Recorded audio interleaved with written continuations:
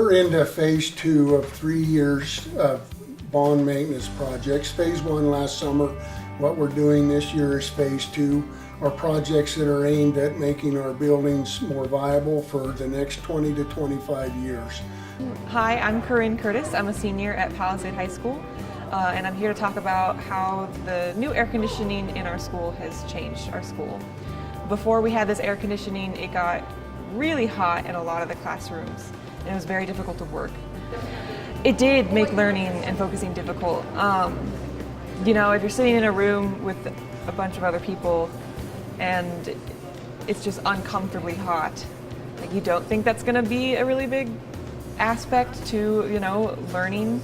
But I think in the moment, all you're thinking about is, oh my gosh, it is so hot in here. What can I do? Like, can I go get a drink of water?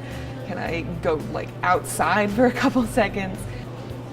Once we got the air conditioning, it was so much better.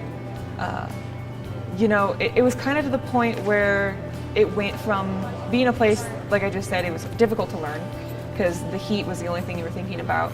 And then suddenly it was like you didn't even think about it anymore because all of the classrooms were at a temperature that was comfortable.